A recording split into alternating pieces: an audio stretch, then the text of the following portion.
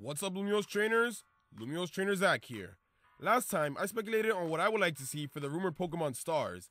Today I'll be talking about what I expect to see from the possible Diamond and Pearl remakes. If you haven't seen part 1 of this Generation 7 speculation, I suggest you do. Okay, Diamond and Pearl remakes. After one set of remakes, we always look forward to the next one. You guys remember the whole Confirm memes a few years back? Those were good times. Well, now it's time to hop on the Sinnoh Confirm train. To start off, I want to go over some of the hints that suggest Sinnoh remakes are coming, and then talk about what I want to see for them. Now I know that some have made videos on this already, and even I made a video on this before Sun and Moon were out, but now that the games are actually here, I think it's time for a recap. So if you're excited for this video, make sure you hit that like button and subscribe if you haven't. Also share this video if you enjoy it. Now with that out of the way, let's get started. Alright, the first hint is a minor one, but we gotta start off small before getting to the big stuff.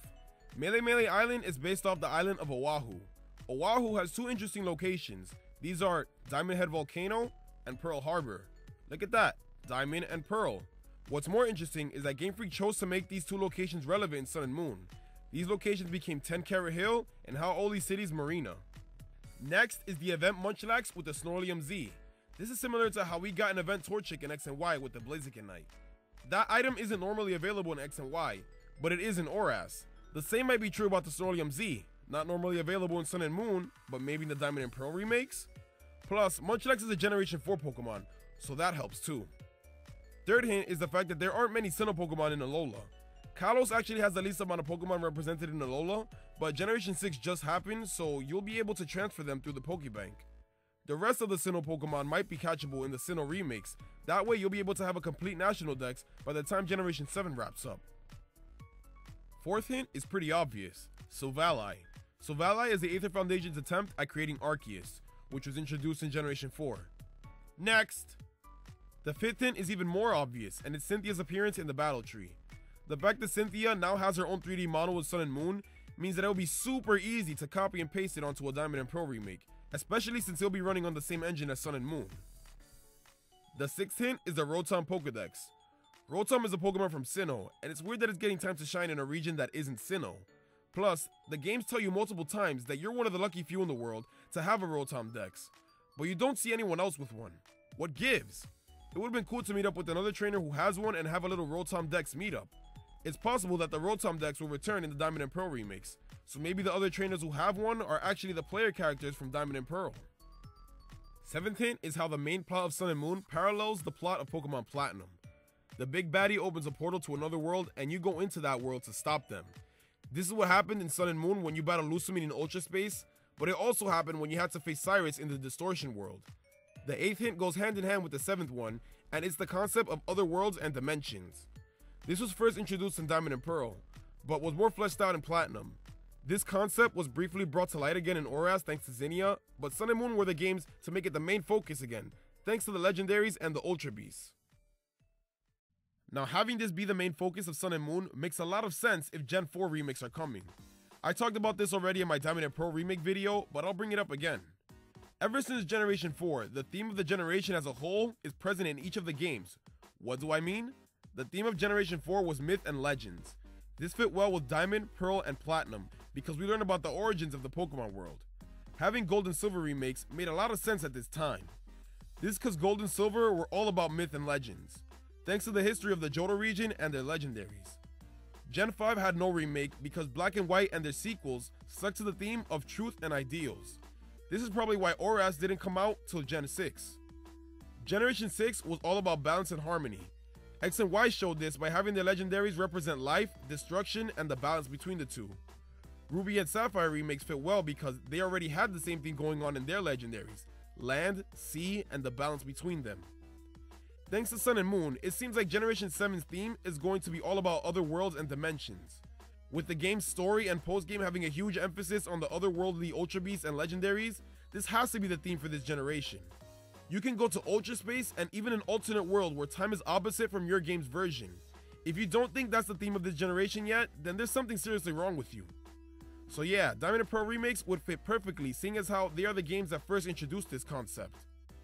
Alright, now that that's out of the way, time for what you really came here for.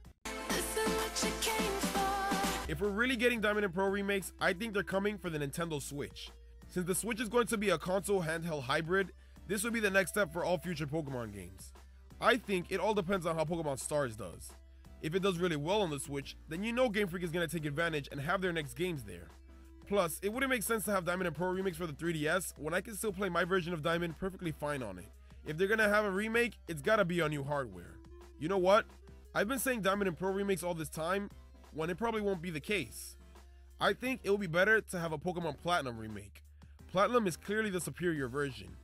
What would be awesome is if we got a post-game story revolving around Arceus, similar to the Delta episode of Oras. The post-game story could be all about Ultra Beasts that are appearing in Sinnoh, which causes the real Arceus, not Silvally, to show up. This could be a great way to introduce a couple of new Ultra Beasts, the same way how Oras introduced new Mega Evolutions. And also, a good way to give Arceus a moment to finally shine. With this kind of story, we would once again get the return of Looker. In Sun and Moon, it is revealed that he is part of the UB task force, so it's kind of his job to take care of these pests. Now this is interesting because Platinum is the game where Looker made his debut, so maybe the remake will give us some answers to the whole Looker paradox. If you don't know what I'm talking about, I suggest you watch Almighty Arceus' video, it's really good. Now to talk about one huge mechanic that was introduced in Sun and Moon that would probably be in these games as well. Z-moves. It would be really weird to have a Generation 7 game without Z-moves, seeing as how that's the focus of this gen. I know Z-rings can only be given to you by Island Kahunas, but how about this? Since Cynthia was in Alola, maybe she was able to get Z-rings and crystals and gave them all to the gym leaders, and that will be your reward for beating the gyms. So yeah, instead of TMs, you get Z crystals. And for Arceus' sake, no HMs, please! Sun and Moon did a good job of removing them, so don't bring them back to Sinnoh remakes just because you want to stay faithful to the originals. I swear, Sinnoh's probably one of the worst regions when it comes to HMs. Seriously? Defog? Who the heck asked for this? I mentioned how Cynthia could have brought over Z-moves from Alola, well maybe she could have brought over a Ride Pager as well. You do meet her multiple times during your Sinnoh journey, so maybe each time you meet her, she gives you a new ride option that replaces the HM. Sorry, I just had to let that out. Anyways, going back to Z-moves, I was wondering how it was going to work, cause in Generation 4, we got the Poketch. You're not going to wear two things on your wrist, are you? No? I was thinking that maybe we could have a cool Z-Ring Poketch hybrid. Maybe once you gain the ability to use Z-moves, they upgrade your Poketch to be able to hold Z crystals and the eventual Megastone. Now for something even more interesting. Could we have the return of the Sinnoh Battle Frontier? Hopefully. Most likely it will be removed because we already have the battle tree in this gen. That's why we didn't get the whole Battle Frontier in Oras, because the famous battle facility for Gen 6 was the Battle Mason, so it was easy to just copy and paste it. I wouldn't mind having the battle tree because Red and Blue are the leaders of that facility, and they're awesome. Plus the battle tree would fit, seeing as how the battle facilities in Sinnoh are located on a tropical island, like Alola! By the way, this is probably where all the other Megastones can be found, seeing as how Sun and Moon only had 16 out of the 47 in total. If the battle tree does return, hopefully we get more characters. The same characters that showed up in the Alola battle tree should still return, but I would like to see a couple more.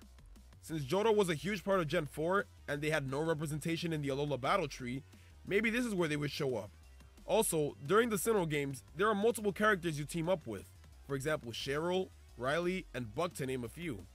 Instead of battling them in the Gym Leader Rematch Cafe, why not make them show up for the battle tree? Or even as a champion defense battle? Which leads me to my next point. One of the best things Sun and Moon did was give us a champion defense battles. You don't know how annoying it felt becoming the champion in older games, but never actually treated like one. No matter how many times you beat the Elite Four, the original champion is still there like nothing ever happened. But now Sun and Moon has changed the game by making you the actual champion and having multiple different trainers challenge you. Yes! Look at me. I'm the captain now. Sinnoh remakes can keep this, but you know, with an awesome remix version of Cynthia's theme instead.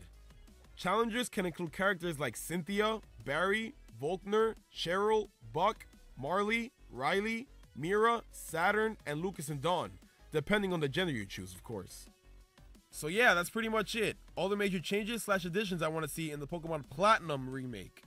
I really think Arceus should have its own in-game event and storyline, seeing as how it was scrapped from the original Diamond and Pearl games. Other than that, it's mostly just integrating features and events that we got in Sun and Moon to make them fit in the Gen 4 games. Alright, so if you enjoyed this video, make sure you leave a like. Also comment down below what other things you would like to see from these games. The last time I made a Diamond and Pearl remake related video, I asked if you guys think they were coming or not. This time I'm gonna ask if you guys think the remake will come to the Switch or not. So make sure you click the poll in the top right to let me know what you guys think. Will the remake come to the 3DS or the Nintendo Switch? Alright, it's time for me to head out now. So last but not least, make sure you live your life to the fullest, and I'll see you all next time.